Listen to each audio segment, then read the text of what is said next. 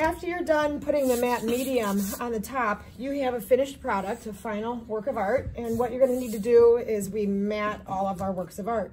Usually a matte board will go over the top of it, but this one, since we have imagery all the way to the edge, what we're going to do is we're going to double matte these. And that's why we're doing the demonstration today. We started off with an 11 by 15 inch sheet of paper. If I want to do 1/8 of an inch all the way around, 1/8 of an inch plus 1/8 of an inch is a 1/4 inch. It's 1/4. 1/8 is 2/8, which is equal to 1/4. So I cut a 15 and 1/4 inch by 11 and another 1/4 inch of my accent color.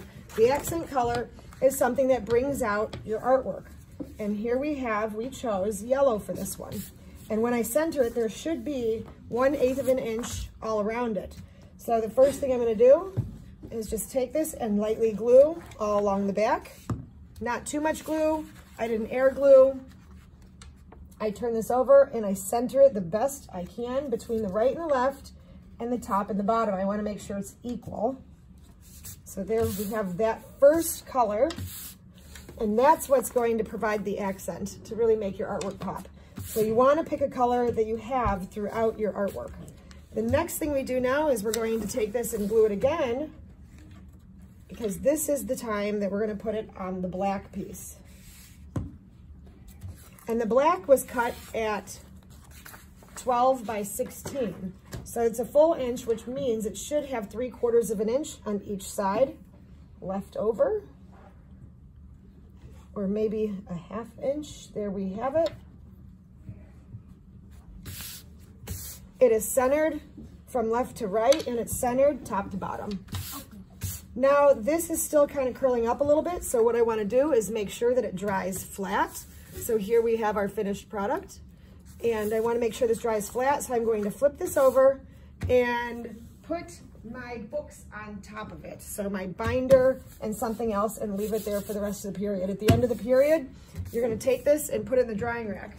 What we have here, though, is a project. Is our name on the back? No. No. What do I need to do now? Put it on the name. I should put my name on the back, which means I'm going to need to grab a pencil.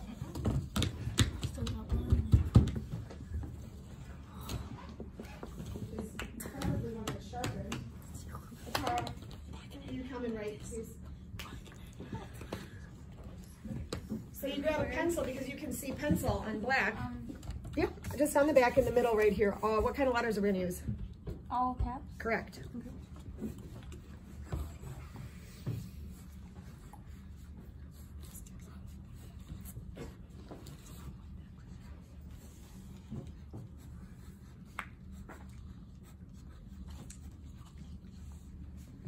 And what else do we need on the back also? 6.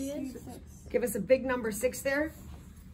And then what are you going to go do with this at your desk? Put it on my books. Yep, face it down and put your books on top of it. And at the end of the period, you will put it in the drying rack.